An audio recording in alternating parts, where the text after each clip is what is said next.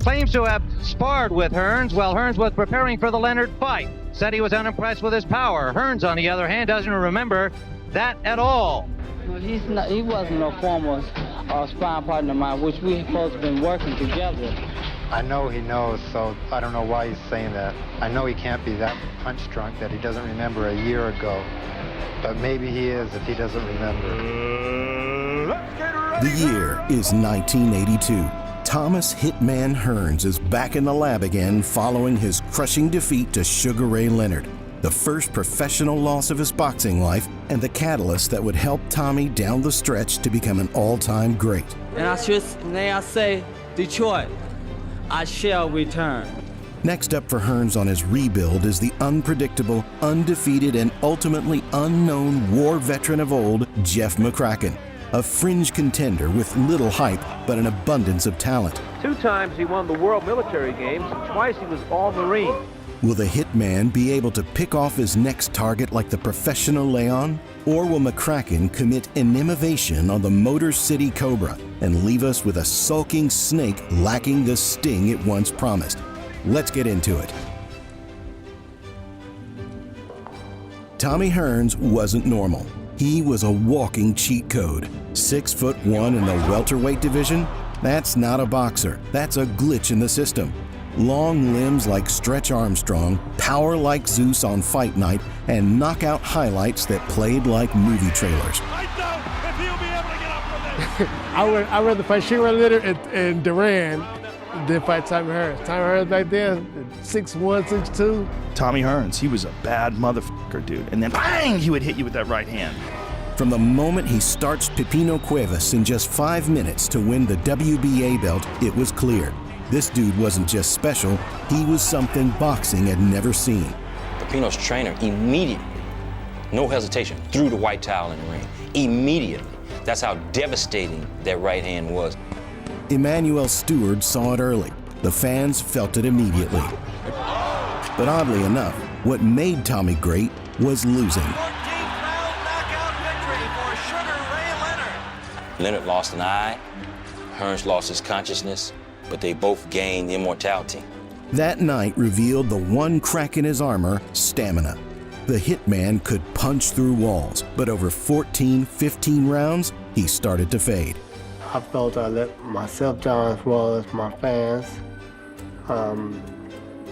That was a fight that I definitely had won. I had it in the bag already, and just let it slip away.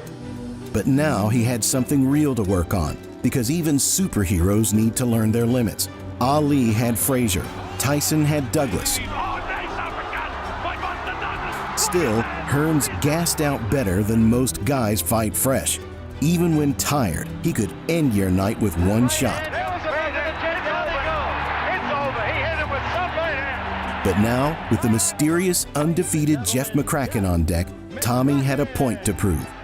Because everybody talked about how devastating his punching power was, but I was kind of surprised. To me, he didn't really have that much power. He didn't hit that hard for a middleweight. For a welterweight, he probably did, but not for a middleweight.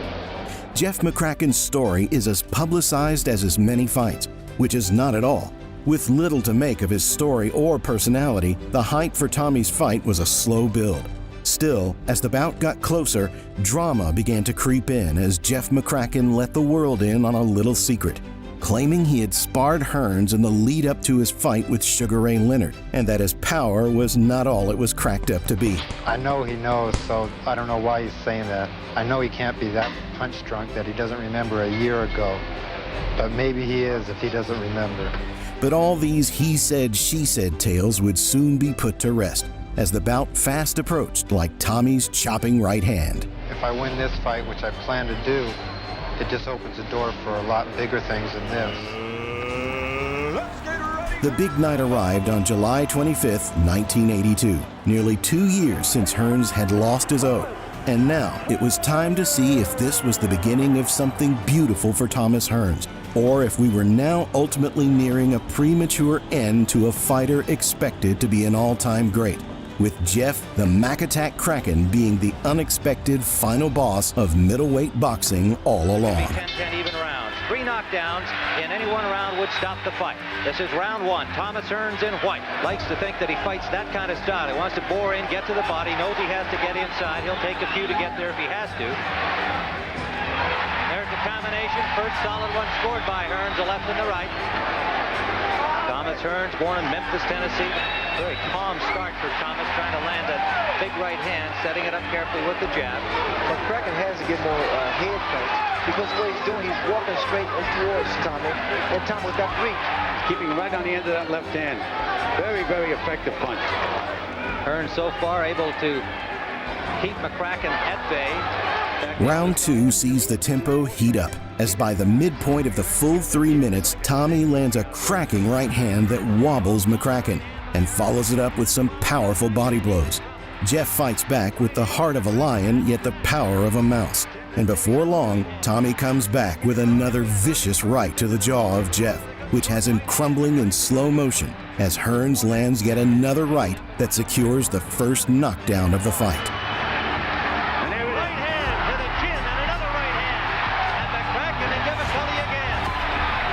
Mack makes it back to his feet rather quickly, but his claim that Thomas Hearns had an inflated reputation as far as power was concerned promptly seemed to be proven a fallacy. As the round reaches its close, the two men scuffle, with McCracken being slung around like a rag doll and returning to the canvas as the bell rings, and is soon followed up with a questionable standing 8 count. 2 knockdowns for Thomas Hearns in that second round. Dwight Davidson, Alex Ramos, they couldn't stop him. The right corner of the left eye near the bridge of the nose of Jeff McCracken. You know, when you're in a fight, you have to have a game plan. Now I'm trying to figure out just what McCracken's game plan is. Blood from that cut over the left eye near the bridge of the nose of McCracken. But Tommy has tremendous hand speed for a large guy. Well, McCracken's methodical fight. He's straight up, and I think he relies upon his power. Under 30 seconds now to go with a combination landed by Hearns. Doesn't change direction, just coming right in a straight line. Right, he can get nailed anytime.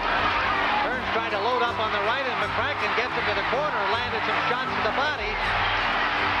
McCracken trying to keep Hearns pinned in there, but Tommy battles his way out. Combination again, that big left jab starting it for Hearns, backing McCracken away. He's got Hearns in the Hearns corner, and he lands a good combination to the head. McCracken's best combination of the fight. McCracken trying to load up with the right hand, never landed it. Round number 5. Hearns missing with a combination. Huge right hand. Just doesn't get off, Ray. That's right. He has to get off first. And then he should go right back and stay there. Instead, he's right back outside again. Round 6 has more of the same from Hearns as he outmuscles and outmaneuvers his overmatched opponent.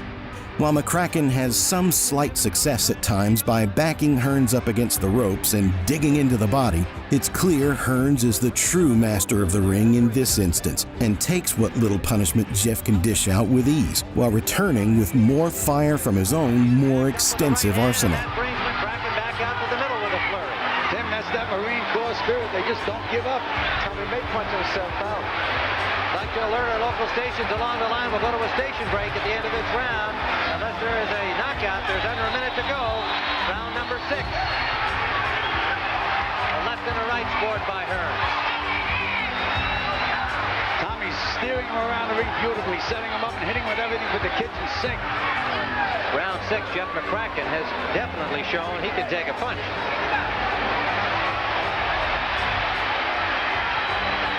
Solid right hand wobble McCracken again. He was wide open for it.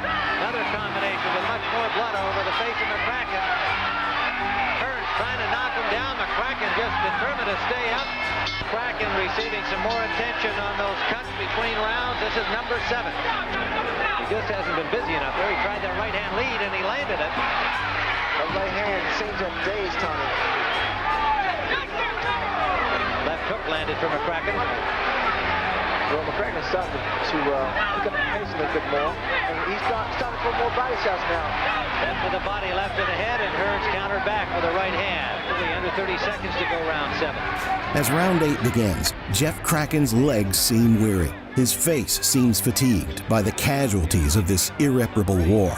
and before long crumbles under the unrelenting viciousness of Tommy Hearns' inescapable power punches, losing his footing more and more with each step, and eventually shattering against the ropes, hoping to lose the bout on his feet at least. He wobbled again on a combination from Hearns. Legs starting to go under McCracken. He's ready now, Tim. Back again. Can't go much further. Hearns sensing it, banging to the body. The referee watching it, saying that's it, he can do no more. And a standing ovation from the partisan. Hearns accepted his 8-round victory with his usual grace and decorum, and soon confessed he was setting his sights on another world title in this foreign weight class. Well, I think I better take another tune-up fight, and after this next tune-up fight, maybe I'll go for the championship next. I hope it'll be Benitez. Hearns most definitely lived up to this promise and made his mark not just in the middleweight division, but also in the light middleweight division in his very next fight against the defensive wizard Wilfred Benitez. The super middleweight division against the hard-hitting James Kinchin, and of course the light heavyweight division against the incredibly gifted Virgil Hill.